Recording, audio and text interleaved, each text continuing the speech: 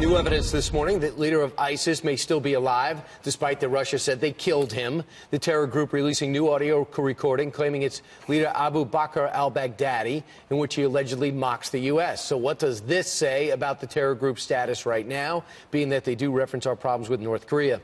Here to decode it is former CIA station chief who served in Moscow, Iraq, and Pakistan, Daniel Hoffman. Daniel, what do you read from this? Very much alive, or are you hedging?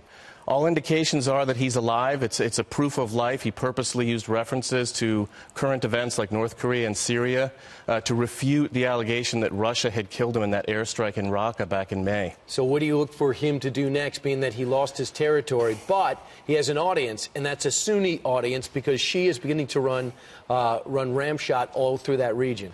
That's absolutely right. I mean, even though battlefield losses are ephemeral, he knows that he wants to inspire his followers, not just in Iraq, but in Libya and the Philippines where the fight goes on, and he knows that cyberspace enables him to do that. Right. You had him locked up in Iraq, and he was let go.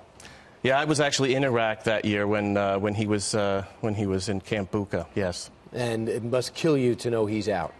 Well, it's certainly causing us great angst. Obviously, he's making a very big impact, and he'll carry on making an impact, just like Anwar al-Awlaki does with his sermons, even in death. And like most of these coward leaders, they hide and everybody else dies. So let's talk about the other topic off your op-ed, and that's, you call it the authoritarian internet. China and Russia, we're seeing the unmasking of what their role was in our social media, Facebook and Twitter. What's going on here?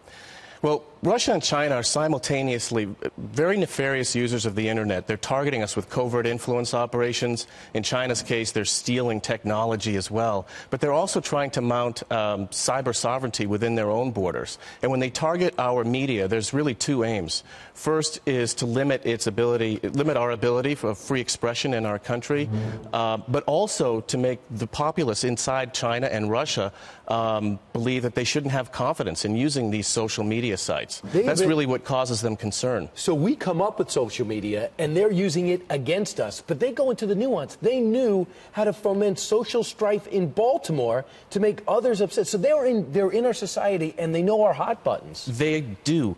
That is the responsibility of Russian intelligence officers, to penetrate our society as much as they can and understand what makes us tick, understand these hot-button issues, and then how to exploit them.